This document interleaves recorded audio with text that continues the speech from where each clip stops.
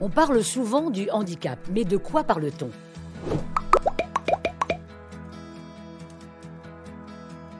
On peut dire que le terme handicap définit l'incapacité pour une personne de vivre une vie comme les autres du fait de son état de santé. C'est la limitation d'activité ou restriction de la participation à la vie en société subie par une personne en raison d'une altération, d'une fonction ou d'un trouble de santé invalidant. Il existe 5 grandes catégories de handicap. Le handicap moteur, lié à des lombalgies, des troubles musculo-squelettiques, rhumatisme, malformations, paralysie, AVC. Le handicap sensoriel, comme le handicap auditif, visuel. La déficience mentale ou intellectuelle. Le handicap psychique, comme les névroses, psychose, bipolarité, la schizophrénie, l'autisme, la dépression, les addictions.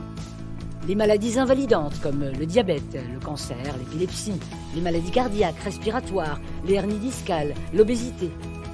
Les maladies invalidantes ou chroniques sont surtout des handicaps invisibles, qui représentent 80% de l'ensemble des handicaps.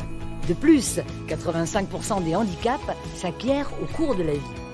Voici une situation d'handicap invisible. Monsieur Jean a fait un malaise et ça n'est pas la première fois. L'infirmier en santé-travail l'amène à l'infirmerie pour vérifier ses constantes. Alors, monsieur Jean, comment vous sentez-vous? D'après le test de glycémie que je viens d'effectuer, il semblerait que vous ayez beaucoup trop de sucre dans le sang. Est-ce que vous faites du diabète?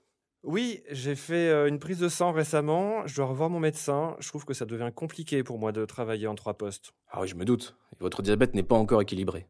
Je vais en échanger avec le médecin du travail. Il pourrait peut-être préconiser un aménagement de vos horaires. Dans votre cas, il serait judicieux aussi de faire une demande de RQTH. Parlez-en avec votre médecin traitant et allez voir l'assistante sociale ou revenez me voir. On pourra vous aider à faire des démarches. La reconnaissance de la qualité de travailleur handicapé ou RQTH peut être demandée auprès de la MDPH, Maison départementale des personnes handicapées, pour toutes les pathologies ayant une implication sur la vie au travail. Elle permet d'aider le salarié en situation de handicap vers un aménagement de poste, un bilan de compétences ou une reconversion.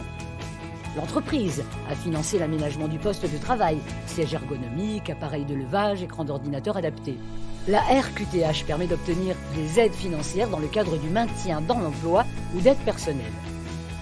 Il existe de nombreuses aides pour faciliter le maintien dans l'emploi.